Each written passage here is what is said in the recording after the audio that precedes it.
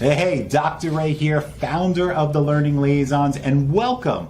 Welcome to our Wednesday evening math sessions featuring our math specialist and your math specialist, Amy Sink. In the next hour, Amy has put together a sample set of approximately 10 practice questions that run the gamut from kindergarten levels all the way through 12th grade high school math. Now, I know you are attending here, watching this, and you're like, well, I'm doing elementary in Texas, or I'm doing elementary in Praxis, or I'm doing high school math in Florida, or middle school math in Texas. And what's going on here, right? So we're doing these sessions to help you guys out and provide you with different ways to look at problems and to build that confidence. Because here at the Learning Liaisons, one of our major objectives is to clear up the testing confusion, give you the support you deserve in order to nail your exam and be done with it. So our focus is on math. Now, are we going to be just focusing on high school math the whole hour or elementary? No, we've got a mixture here. Now, Amy's going to go through a bunch of problems. You're going to have the opportunity to download those as a PDF.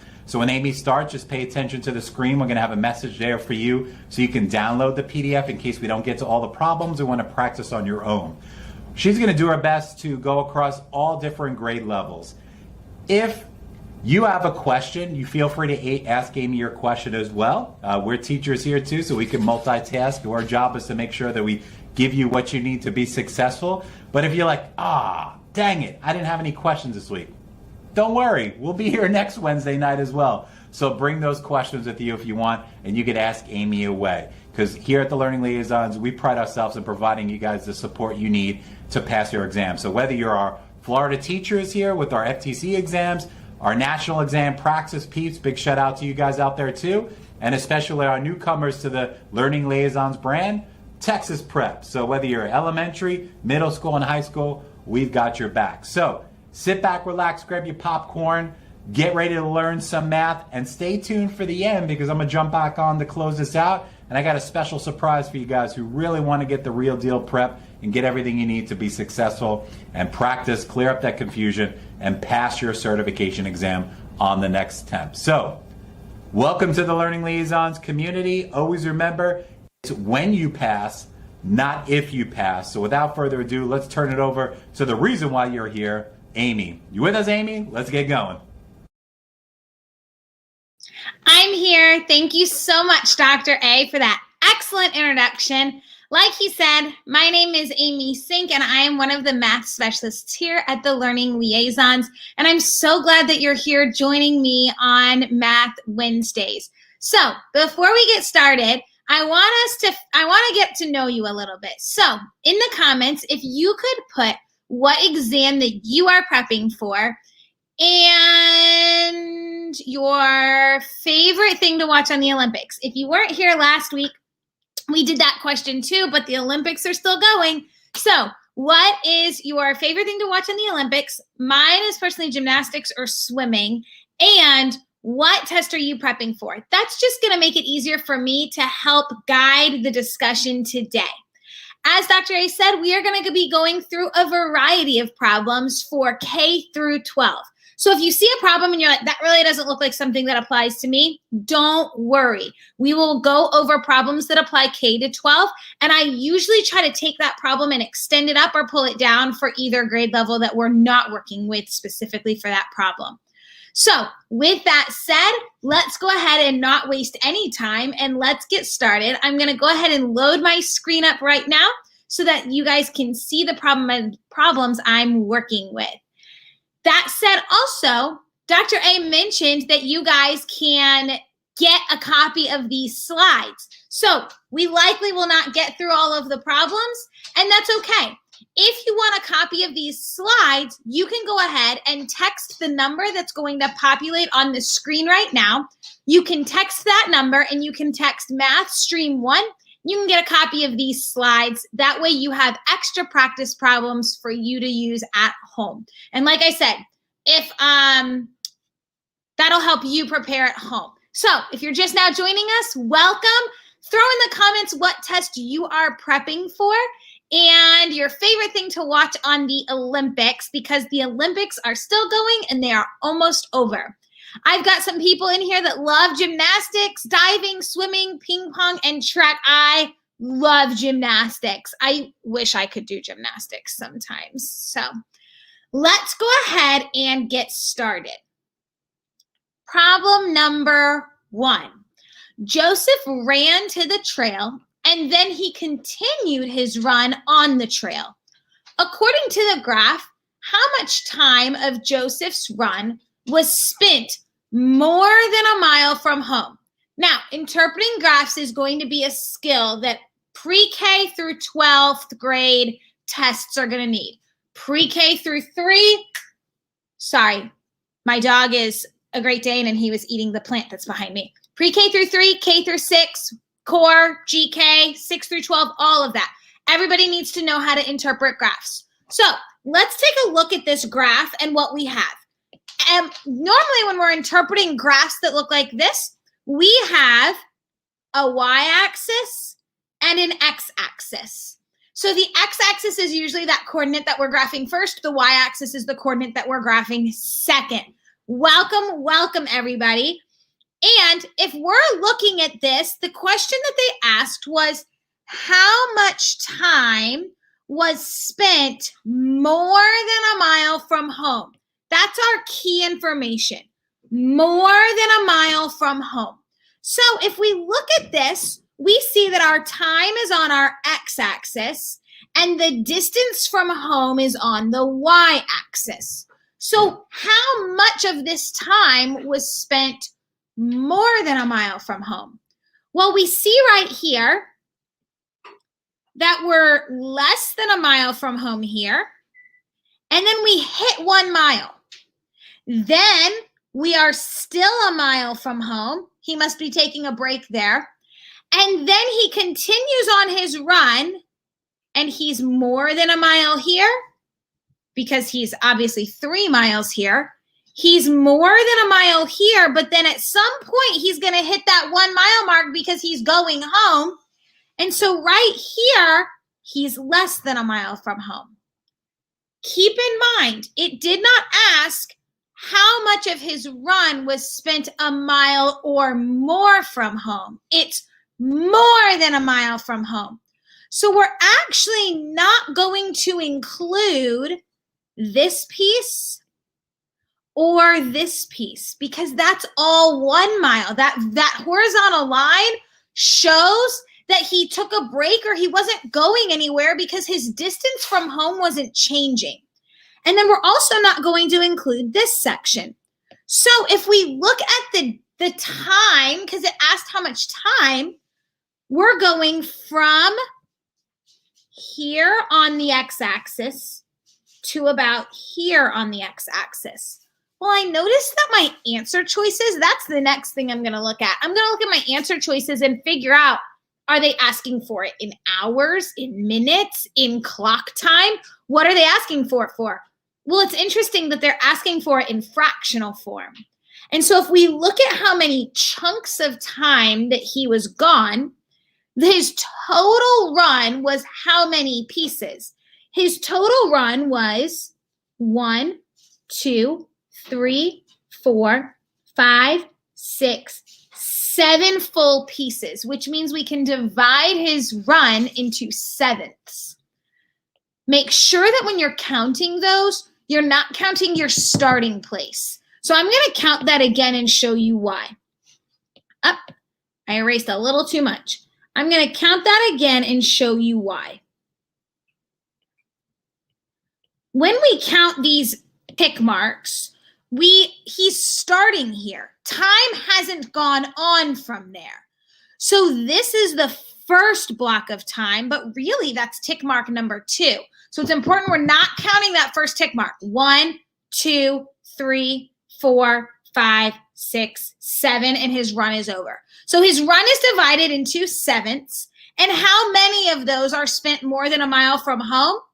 Well, 1, 2, 3, 4. You can also do bunny hops on your number line to count so that you can see literally how many hops you're doing.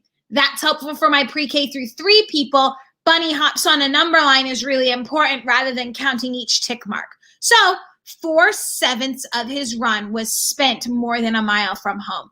This was pulled directly from I changed the numbers in the context, but this is a middle school core GK math kind of problem, which also means it's going to be seen on a 6 through 12. So excellent. Let's go ahead and move into the next problem. Again, if you want those slides, go ahead and text that number on the screen, and you will absolutely be able to get a copy of these slides with these problems.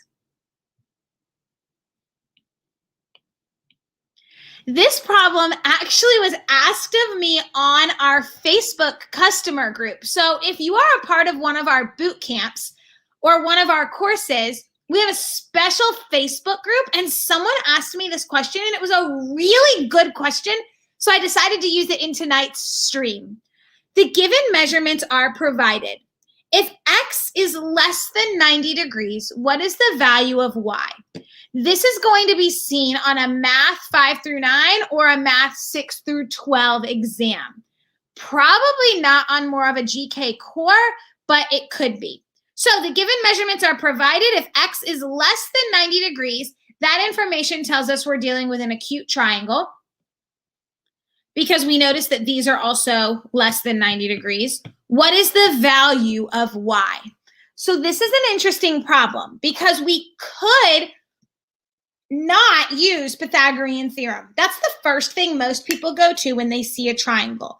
They think if I'm looking for the missing side, I'm going to do a squared plus b squared equals c squared, which is the Pythagorean theorem. But Pythagorean theorem only works with right triangles. Right triangles are those triangles that have those 90 degrees. Pre-K through 3, K through 6 people, you need to know how to classify a triangle. So Pythagorean theorem are triangles with, only works with triangles that are right triangles. So this is not going to work for my triangle because we do not have a 90-degree angle in this triangle. So I can't use Pythagorean theorem. Fun fact, one of these answer choices is going to be the answer choice that you would get if you used Pythagorean theorem. Of course it is, because they expect you to make that mistake. We also could use the law of sines if we were given this X value. Except, and the law of sines is just a ratio of a side to an angle and a side to an angle. But we weren't given that value. So we still can't find the value of that using law of sines because we weren't given that measurement. So what we have to do is use the triangle inequality theorem, which basically just states that if I add two sides together of my triangle, then it has to be greater than the third side.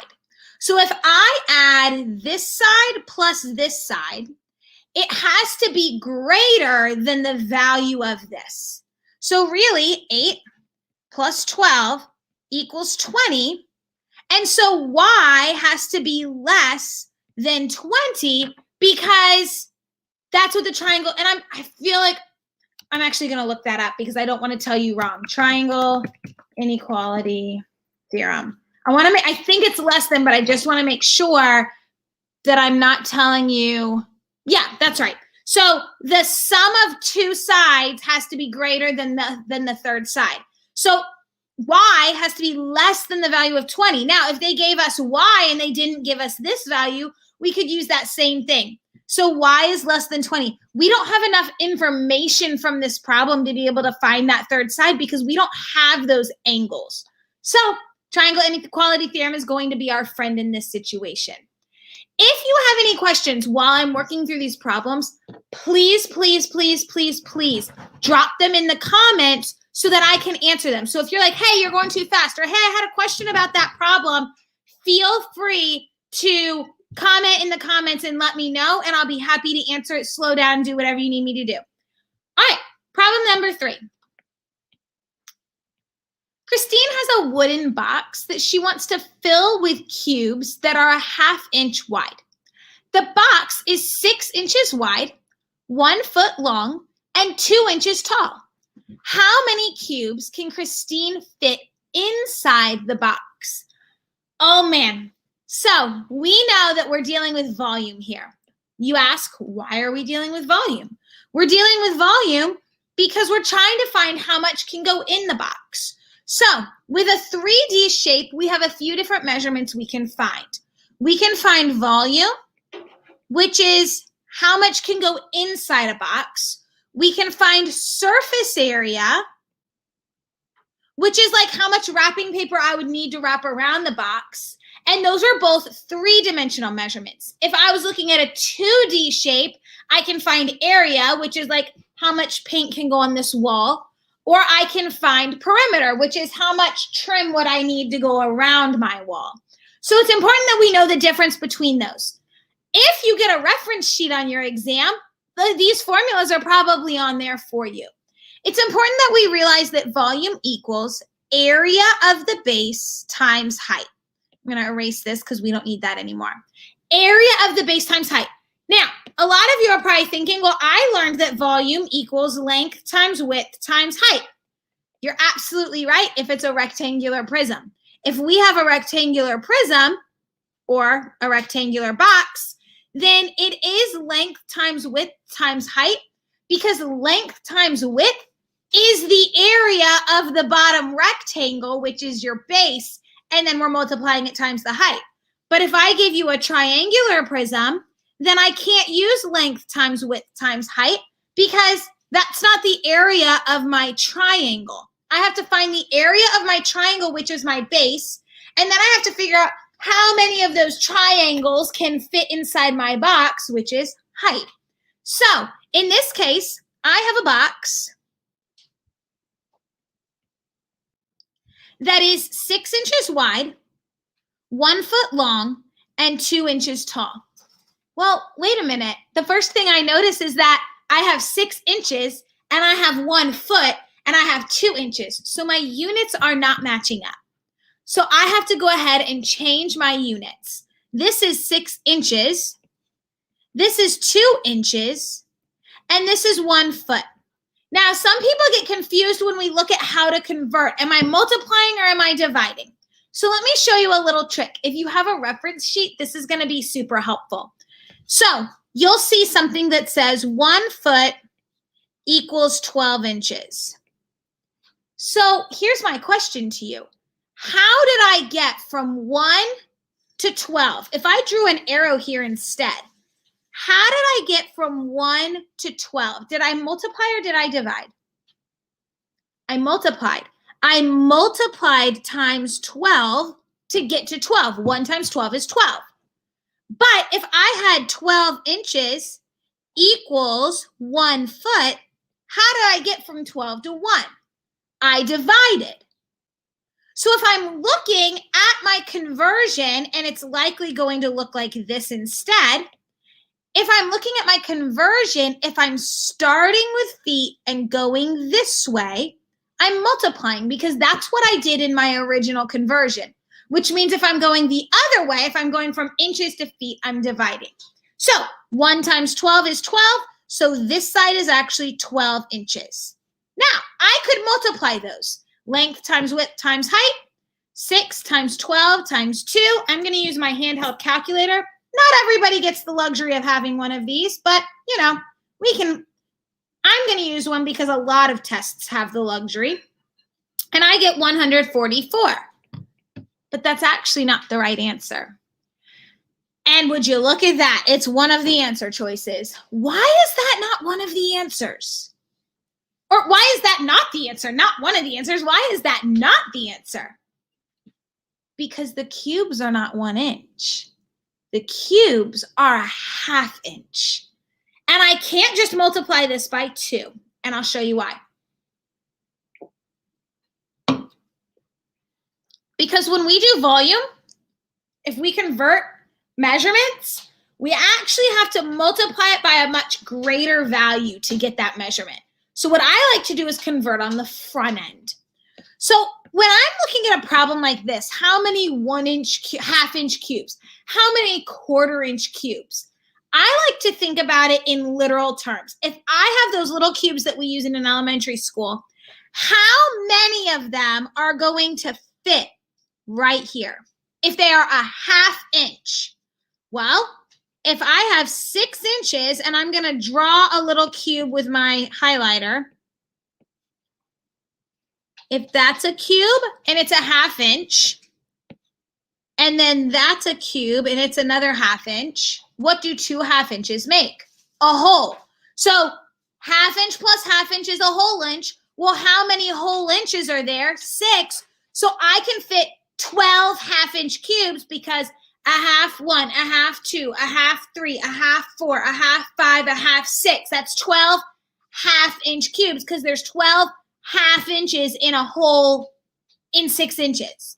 So this side can fit 12 cubes.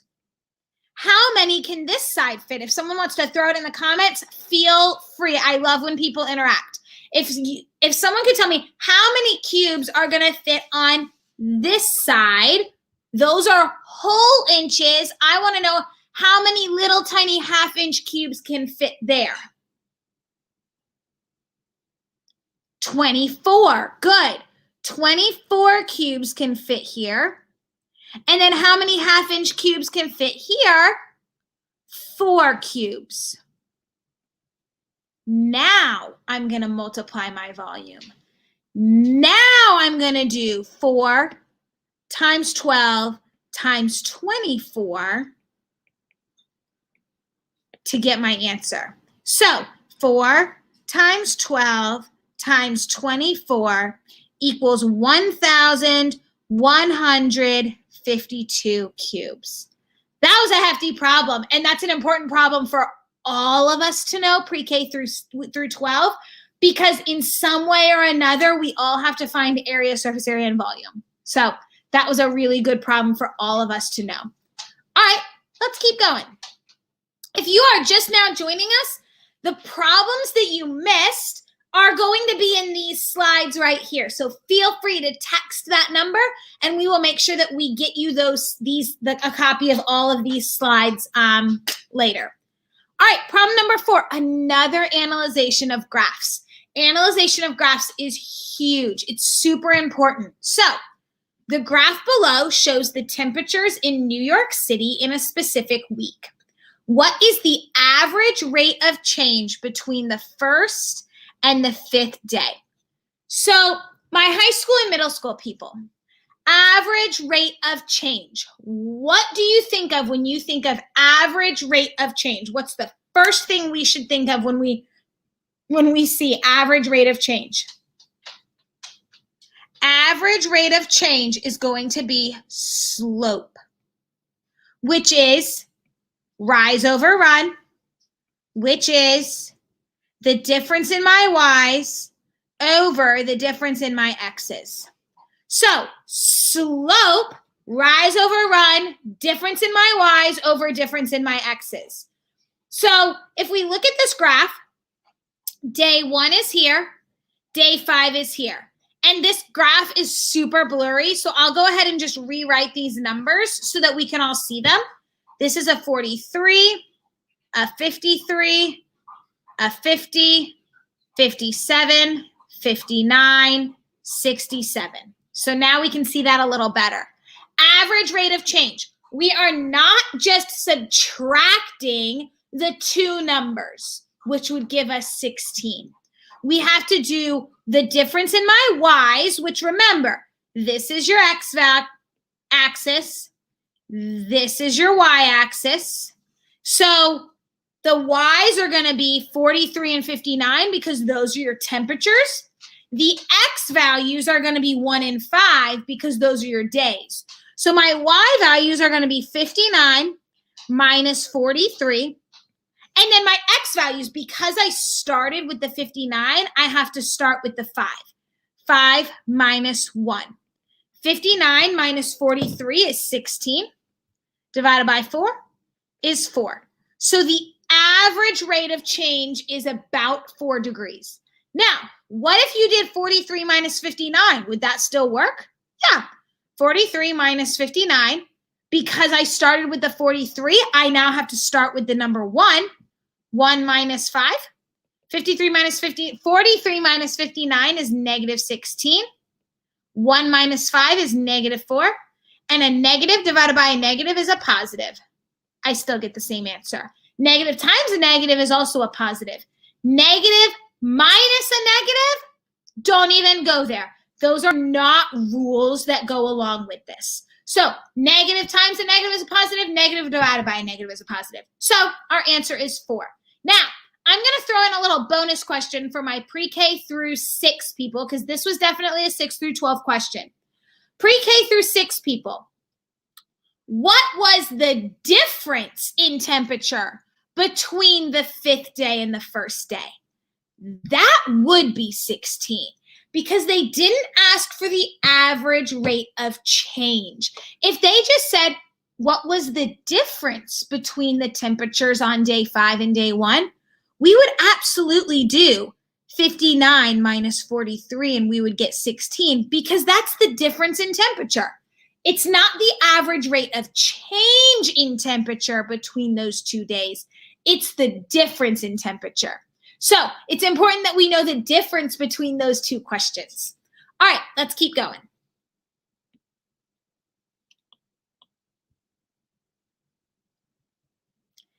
If the sum of the smallest and largest of 3 consecutive even numbers is 32, what is the value of the second largest number in the series? These are those kinds of problems that when you read them, your brain just goes, what did they just ask me? If the sum of the smallest, so let's just break this down. Sum, answer to an addition problem, so I know I'm adding, of the smallest and largest of 3 consecutive even numbers. So what does consecutive mean? Back to back to back. So what I have is I've got a number, a number, a number, and they're back to back to back, but they're even. So it could be 2, 4, 6. It could be 4, 6, 8. And when I add the smallest and the largest together, it equals 32. Are we following? What is the value of the second largest number in the series? So here's how I like to think about these problems. If I define x as the first number in the series, then what would the second number in the series be? I want you to think about what these patterns are. If this is x or if this is x, what would this be if I was using the same variable? Because I don't want to do x, y, z, because then I can't solve for anything because I have 3 different variables. So what would each of those values be? Well, if x is the first one, x plus 2 is going to be the second number in the series. And x plus 4, good Ellen, is going to be the third number in the series.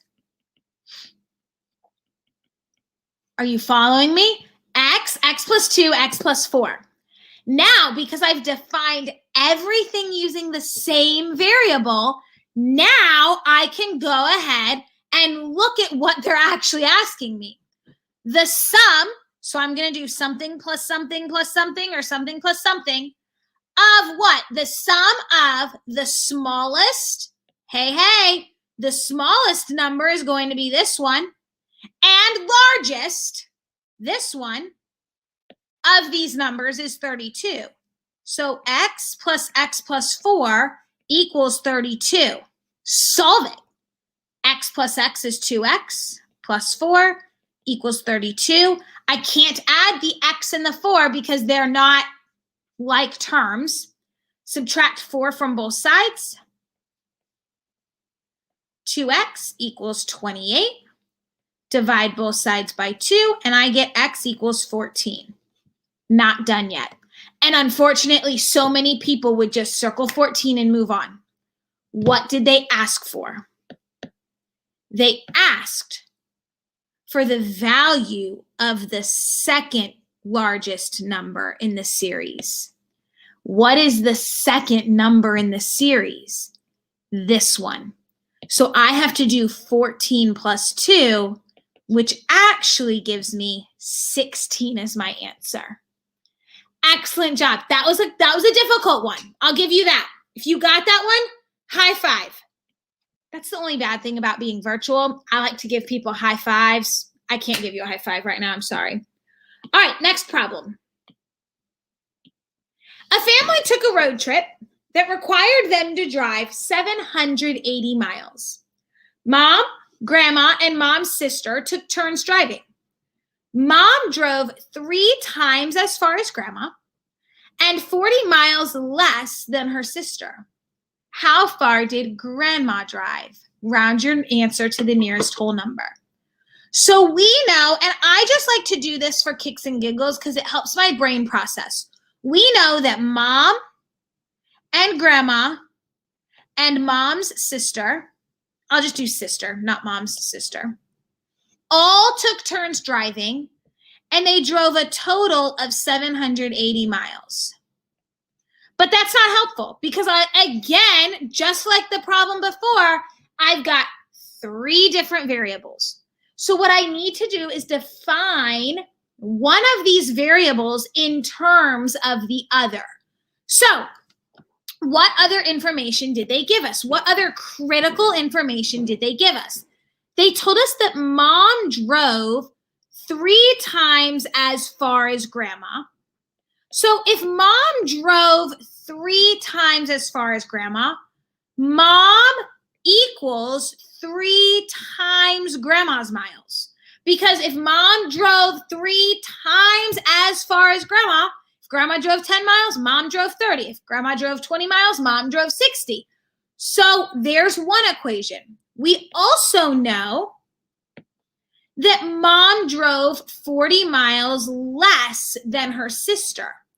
So mom drove, or mom is 40 miles less than her sister. It's important that you recognize the difference between this and this.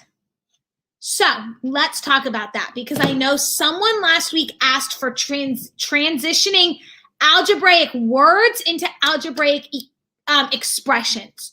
So what is, let me give you this. What is 5 less than 7? Throw it in the comments. What is 5 less than 7? Someone throw it in the comments for me. What is 5 less than 7? 2. Exactly. 5 less than 7 is 2. How did you do that? You didn't do 5 minus 7. You did 7 minus 5. And knowing the order of these words is so critical. If we see 5 less than or something less than, we are actually doing something minus 5. So here's why. That is why. So if we look at this, 40 miles less than, that means I'm doing something minus 40. So it actually means I'm doing S minus 40, not 40 minus S. We don't literally write 40 minus S. We have to think about what that means in the context of the problem. So if you see 5 less than, 40 less than, 70 less than, it means something minus that number. So now I have everything in mom terms. So if I can make this equal to G, then I can plug it in and have an M. If I can make this equal to S, then I can plug it in for S. So let's go ahead and do that. Divide both sides by 3. Grandma's miles equals mom divided by 3. So because G equals that, that means I can literally substitute those out. They are equal. So M plus M divided by 3 plus, let's make this equal to S. Add 40 to both sides.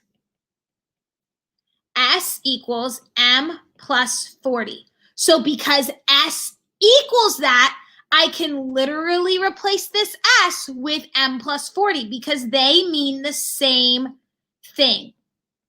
Now I just simplify like an algebraic equation. Combine my M's and then leave my 40.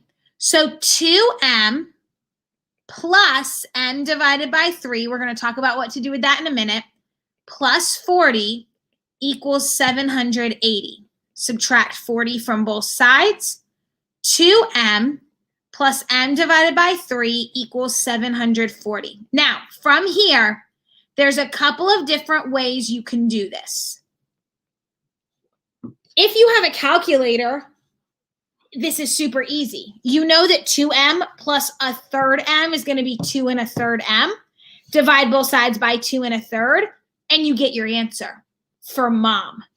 But you can also do it using reciprocal multiplication. So I know that this equals 6/3 M plus M over 3 equals 740, which is 7/3 M equals 740. And now I can multiply both sides by 3/7.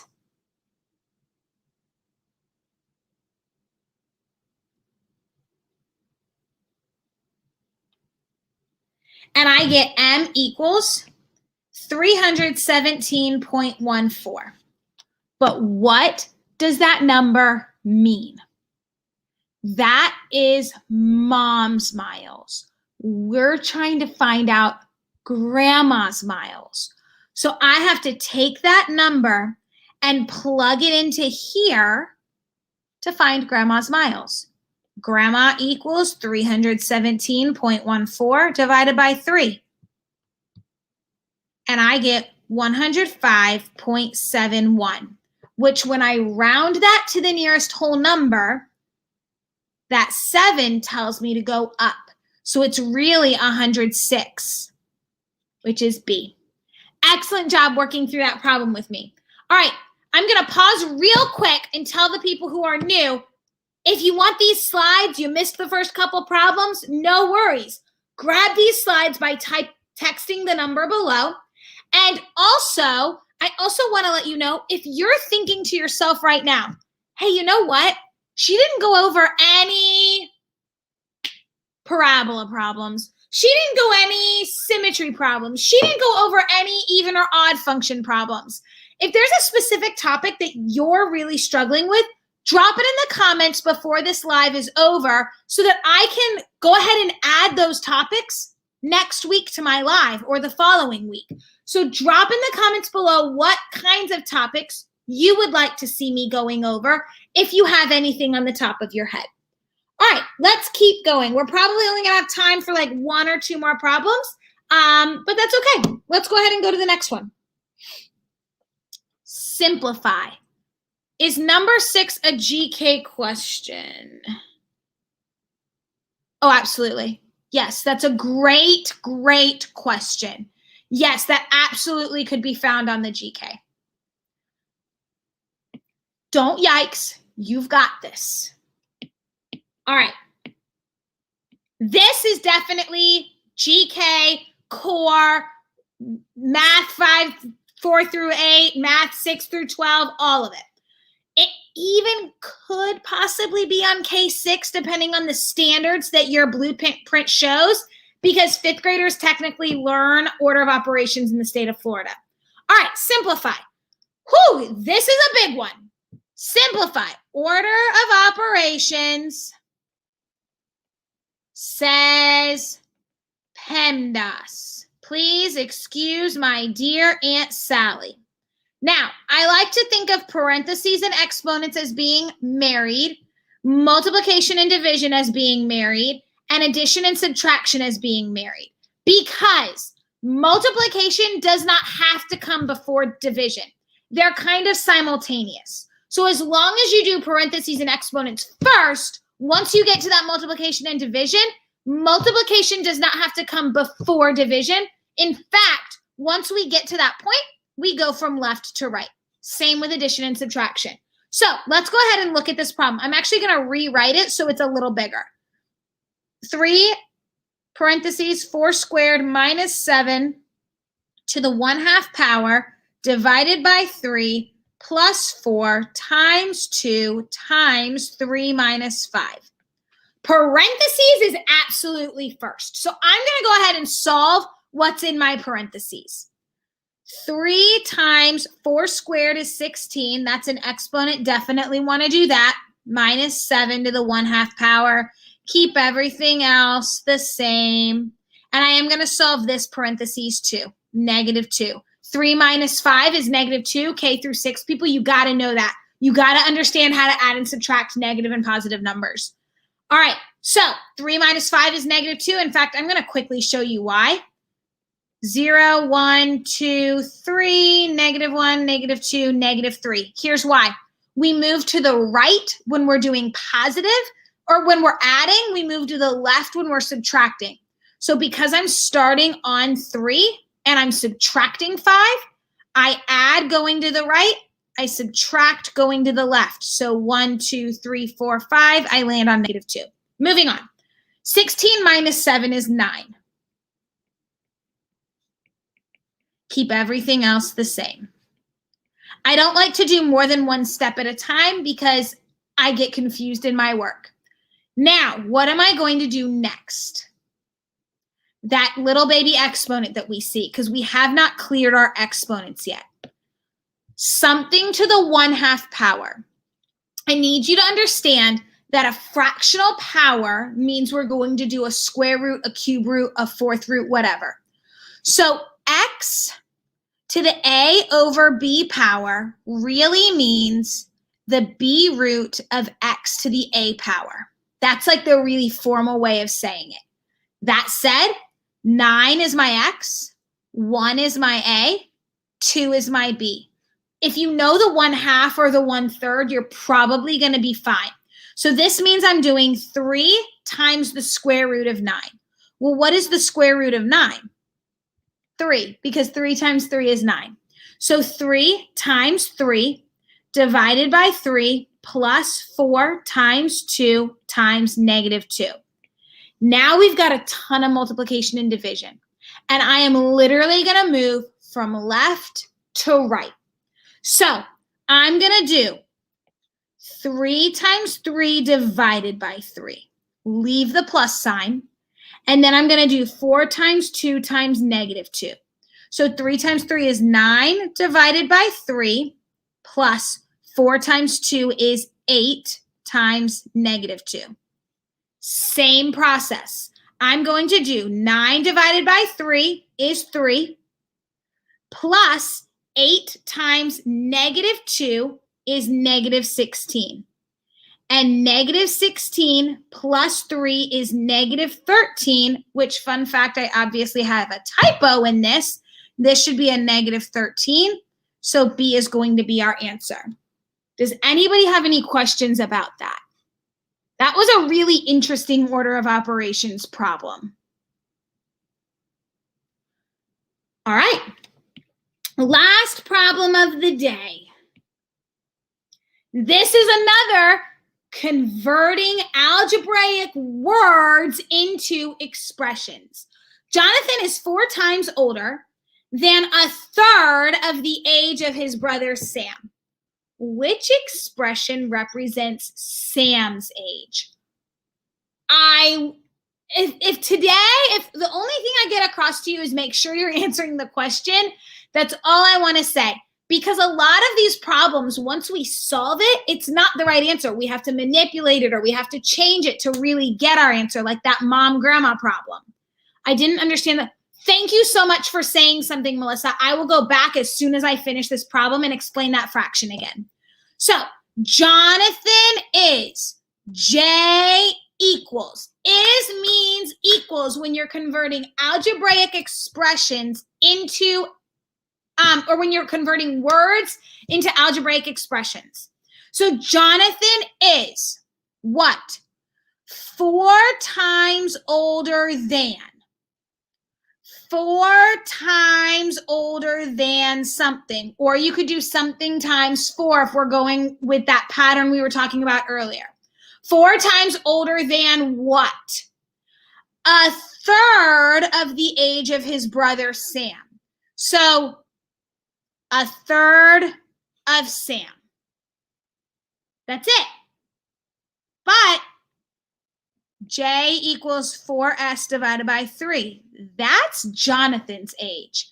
That is not Sam's age. So some of us are going to be very quick to choose B, but that shows Jonathan's age. If I need Sam's age, I'm going to go ahead and move everything over to get Sam's age. So I'm going to multiply both sides by 3. And I'm left with 3J equals 4 times S. And then I'm going to divide both sides by 4. And I get S equals 3J divided by 4. Which looks like there's no right answer for that either, because when I was solving that, I subtracted 4 instead of dividing by 4, which I'm glad I noticed that now. So we'll just ignore those answer choices. 3J divided by 4 would be Sam's age. All right, Melissa, the fraction exponent. I'm actually going to add a page in here really quick and explain that one more time. It's finding the square root of what's in the bracket. It is, but it isn't. And here's why. So if I'm going to write the real official way first. X to the fraction A over B power equals the B root of X to the A power. Now, this is where Keone is correct. If I have 16 to the 1/2 power, that equals the square root of 16 to the 1st power. This number goes in here. The bottom number goes in the cave. The top number follows the number. So if it's to the 1/2 power, yes, it's the square root of 16. However, if I gave you something like this, 8 to the 2/3 power, then it's not the square root. This would be, I'm going to follow that same pattern as up here. 8 goes in the middle. The bottom number goes in the cave. The top number becomes an exponent. So it's the cube root of 8 squared. 8 squared is 64. And then I could go ahead and solve that in my calculator or using a factor tree. Does that make a little bit more sense? And that's just something that we have to memorize and know where those numbers go to figure out the process, if you will. So, excellent job. Cube root first, then multiply. I'm not sure what you mean by that, but you would do the exponent first here, and then you would do the cube root of that number. All right, if you have more questions about that, if you are a part of our boot camp, feel free to drop a comment in our Learning Liaisons Customer Hub. If you're not a part of our boot camps, we have 3 different Facebook pages. You can search us at the Learning Liaisons, and I'll be more than happy to answer more questions about that. Just tag me at Amy Sink, and I'll be happy to answer those questions. All right. I'm going to throw it back over to Dr. A. Remember to text this number if you want those slides. You're welcome, Melissa. And I hope to see you all again next week. The Olympics are ending this week. You're welcome, Ellen. I'm so glad that you liked it. And go Knights. Thank you all for joining me tonight. And I will hopefully see you again next week.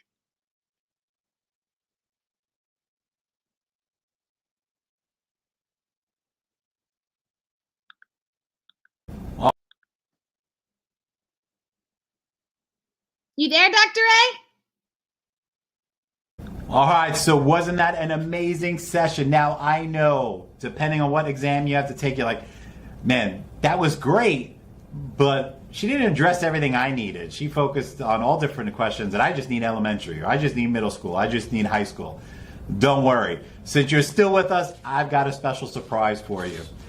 If you use the coupon code, all capital letters, SINK35, that's SINK 35. That will take off 35% off any of our prep courses on our website at the Learning Liaisons. It doesn't have to be math. It could be anything that you need that we offer. And this is going to be an ongoing deal for you guys who attend these live sessions, because these are great. I'm sure Amy opened your eyes to some new concepts, some new ways to tackle problems, building that confidence. But this is just a smidget of your exam, the concepts on your test. So if you want the comprehensive view with the practice with Amy, with the practice test, with the lessons and the content review, we've got your back on our video boot camps, which all of them feature Amy Sink, your math specialist. So if you want to take advantage of that, the code is SYNC35. You can use that at checkout on the learningliaisons.com website. And all that information is on our website as well, and on the bottom of the screen in this video. So we are here to help you. Once again, always remember, it's when you pass, not if you pass. Thank you for joining us again today, and hopefully we'll see you next week too. Talk to you soon.